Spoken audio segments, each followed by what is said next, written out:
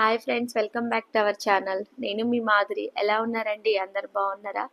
So నేనైతే మూడో శుక్రవారం వరలక్ష్మి వ్రతం చేసుకున్నాను. ఫస్ట్ శుక్రవారం, సెకండ్ శుక్రవారం నాకైతే కుదరలేదు. సో నేనైతే మూడో శుక్రవారం చేసుకున్నాను. ఈరోజైతే మా సీతమ్మ ముగ్గుతోటైతే ఫస్ట్ నేనైతే స్టార్ట్ చేశాను నా పూజ పనులు.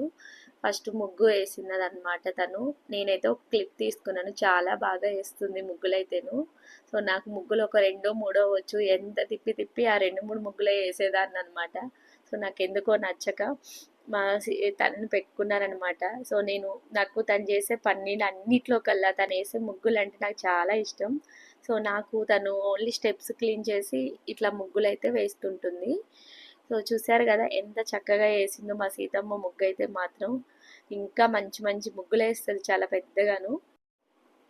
సో నెక్స్ట్ వచ్చేసి మనకు కావాల్సిన ప్రసాదాలు మొత్తం అయితే రెడీ చేశాను.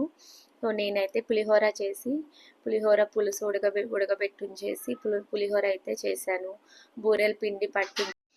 బూరెల పిండి కూడా రెడీగా చేసి ఉంచేసాను అనమాట. సో గారెలకి పిండి పట్టాను. ఇంకా మిగతావన్నీ మా అత్తయ్య వచ్చి చేశారనమాట. సో నేను పులిహోర ఒకటి చేశాను, తను వచ్చేసి చక్కెర పొంగలి, నేను పిండ్లన్నీ రెడీగా ఉంచాను, తను వచ్చి గారెలు బూరెలు అవన్నీ చేశారనమాట. సో నేను ఒక్కదాన్ని అయితే చేసుకోలేదండి, పిల్లలతోటి చాలా ఇబ్బంది అనమాట.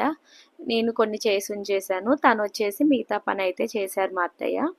నెక్స్ట్ వచ్చేసి పూజ కూడా నాకు మా ఆంటీ అన్నారనమాట, ఇక్కడ పద్మ ఆంటీ అని. సో తను లేనిది నేనైతే ఏది ఇప్పటి వరకు నేను భద్రాచలం వచ్చి ఈ 11 ఇయర్స్లో నేను ఏది చేసుకున్నా కూడా నాకు అందరు హెల్ప్ చేస్తారనమాట. నేను చిన్నపిల్లలతోటి ఫాస్ట్గా అవ్వదని చెప్పేసి నాకు ఫ్రెండ్స్ అయినా సిస్టర్స్ అయినా ఒక 2-3 ఉన్నారనమాట.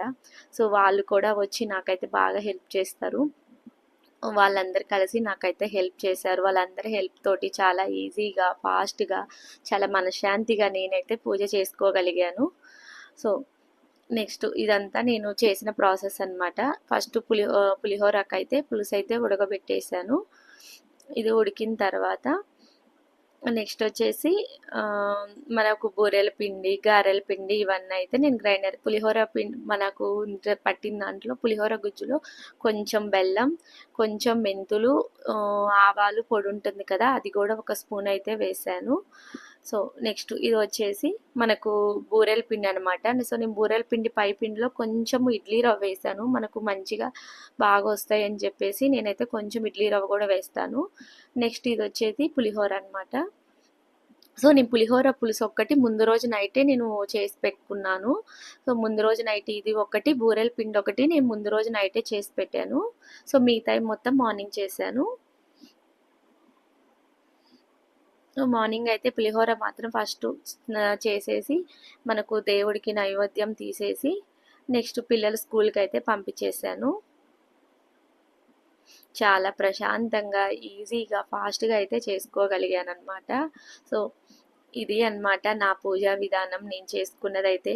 సో నాకైతే అంత పర్ఫెక్ట్గా నేను ఒక్కదాన్ని అయితే నేను చేయలేనండి, వీళ్ళందరూ హెల్ప్ చేయబట్టి చాలా ప్రశాంతంగా నా పూజ అయితే నేనైతే ఈరోజు చేసుకోగలిగాను. ఎంతో హ్యాపీగా అనిపించింది అనమాట.